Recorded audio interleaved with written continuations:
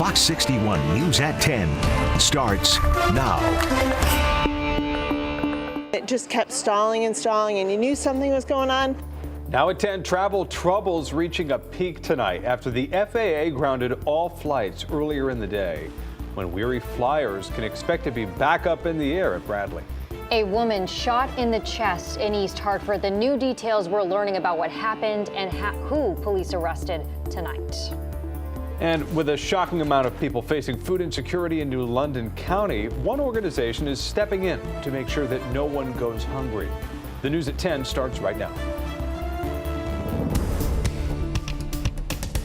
Thanks for joining us here on the Fox 61 News at 10 tonight. I'm Ben Goldman. And I'm Jen Bernstein. We want to get right over to the weather. It's been a calm couple of days, but the next few we could be seeing some heavy rain. Let's start with Chief Meteorologist Rachel Frank tonight. Hi, Rachel. Hi. Yeah, we are expecting a round of very heavy rainfall starting tomorrow night and continuing into Friday morning with a solid inch of rain likely, and some areas could get up to an inch and a half. On top of it, it will be not only wet, but warm and windy too, with gusty winds. Not damaging winds, though, and temperatures soaring through the 50s by Friday morning. So definitely feeling like spring Friday morning. But before we get there, a bit of a wintry vibe for tonight into early tomorrow. Let me explain. Temperatures right now are close to the 30-degree mark. But if we widen out the picture, you'll see some rain and snow showers off to the west of us. And some of those will be moving through early tomorrow. And with temperatures near or below freezing, that could result in a few slippery spots to start off the day. So here's a look at how tomorrow shakes out.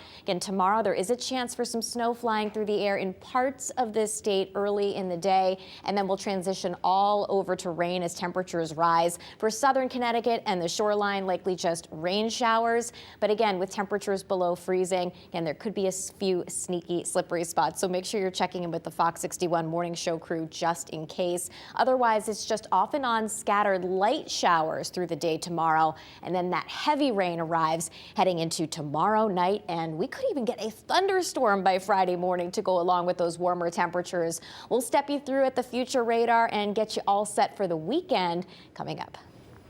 All right, Rachel, thank you very much. Well, the lingering effects of a system outage that grounded all flights in the U.S. this morning still being felt by travelers at Bradley International Airport. While that grounding order only lasted 2 hours, thousands are still stranded, still waiting to get where they're trying to go. Fox 61's Gabby Molina joining us live from Bradley with the latest on the impacts tonight. Gabby? Ben and Jen, the story is right here on the board. You can see it in the yellow. These are all of the delayed flights. There's more than a dozen of them on both arrivals and departures here at Bradley. The entire country affected by that outage. Now, every person that we spoke to here at Bradley was impacted in some way, whether their flight was delayed by just an hour or others who waited all day to get to their destinations. A nationwide halt to flights Wednesday morning led to a ripple effect lasting the rest of the day. We were ready to board, and it just kept stalling and stalling, and you knew something was going on. At that point, I hadn't turned on the news, so I didn't know what was going on. Stacia Libby of Essex was in Washington, D.C. when the Federal Aviation Administration grounded planes from taking off for about 2 hours because of an outage to a safety information system. But her trip back home to Connecticut ended up taking much longer than that, landing about 9 hours later than she was supposed to. I had 7 flights today that were rescheduled and canceled. And then I finally got a flight out. She's not alone. More than 9,000 flights were delayed across the country, and about 1,300 canceled altogether, according to FlightAware. For travelers at Bradley International Airport, those impacts were felt several hours later. A little nerve-wracking because there was really no information in the morning as far as if the flight was even going to happen today. About 2.5 hours. Yeah, 3 hours. I could have been doing some other things than just sitting here. Though some were grateful their flights were delayed only for a short period of time. Just an hour. Yeah, 40 minutes, 50 minutes. We woke up this morning to the news that everything was grounded, and we were just watching and waiting, and we felt really lucky. The FAA says at this point it seems like the outage that caused all the chaos was due to a damaged database file. And U.S. officials say they're also looking into exactly what happened. To understand the root cause, understand how it could have led to this level of disruption, and understand how to make sure that it does not happen again. The Connecticut Airport Authority says that it does anticipate flight disruptions to continue into tomorrow morning. So if you have plans to fly, make sure that you're checking with your airline before coming to the airport. Live at Bradley Airport, Gabby Molina, Fox 61 News. Gabby, thank you. New details on a shooting we first brought you at 5 p.m. this evening. East Hartford police now confirming that a man has been taken into custody after shooting a woman in the chest. That woman was sent to the hospital. Her condition's unknown tonight. It happened on Lafayette Avenue around 3:30. Police also adding that once they arrived on scene, the man came out of a house with a gun and threw it away as police tried to pursue him and had him surrounded. The shooter and victim haven't been identified. In Ansonia, police have arrested a man they believe was involved in a shooting back in December. 40-year-old Dacus Bailey of New Haven is now in custody, accused of exchanging gunfire with a currently unknown person on Bridge Street on the 29th. Police are still looking for that other party involved. Bailey is facing multiple charges, including criminal possession of a firearm. We're following developing news tonight out of East Haven after 2 catalytic converters were stolen. This taking place earlier this afternoon at the Woodview Senior Apartments parking lot. The suspects were described as 2 males wearing black hoodies driving a gray sedan. Police are now asking anyone with information or possible video footage to contact them. Well, West Haven police say they've arrested a man that they believe shot an undercover cop car last night. It happened near Gilbert and Hinman Streets. Police saying that a man named Harry Nelson fired 6 shots directly at an undercover police vehicle. Unoccupied vehicle, rather. He fled the scene and he was tracked to an apartment building on Chapel Street where he was arrested. Now, thankfully, no one was injured. Well, as prices rise, so does food insecurity for many families across Connecticut. In New London County, 12.2% of families face food insecurity. Fox 61's DeAndrea Turner learned more about one food distribution center in New London and how they are trying to decrease hunger. She has more. So we would pick out a box or 2 of protein and then pasta. It's not your typical grocery store aisle, but Mary Moen will tell you it's a very important one. What is it like to be able to come to a place like this to make sure that you can feed those 144 families?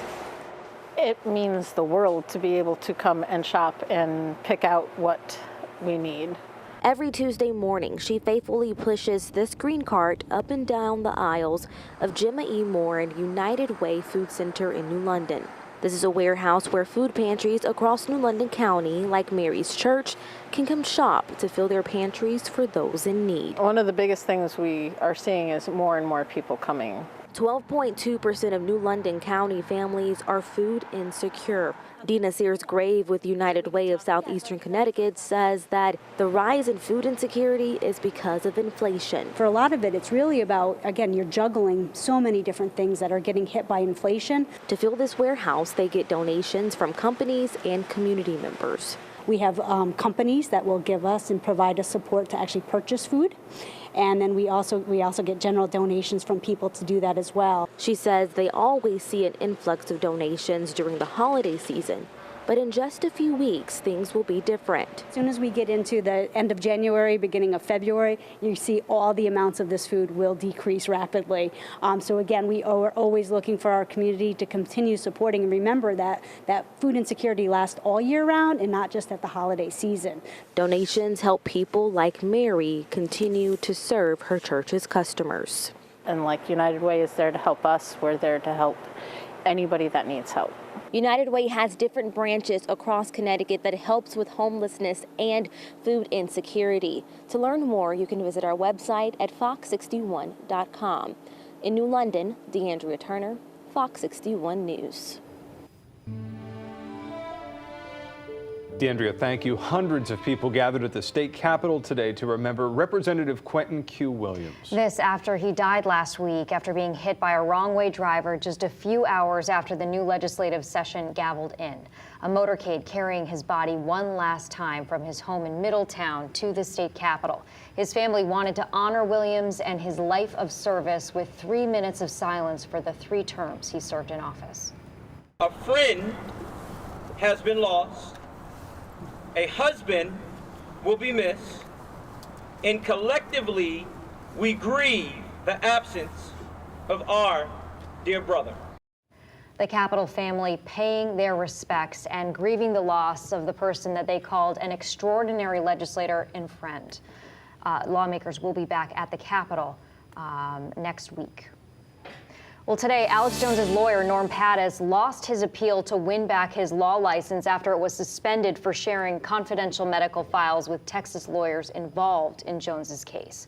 Pattis had asked for a postponement in order to continue as part of the defense team for 5 members of the Proud Boys organization charged in the riot at the U.S. Capitol. His license will be suspended for 6 months. Pattis took to Twitter to respond to the suspension, saying, quote, "Next stop, Supreme Court. I suspect I will be out of the hashtag Joe Biggs case today as well. Although unplanned, 6 months off sounds good about now."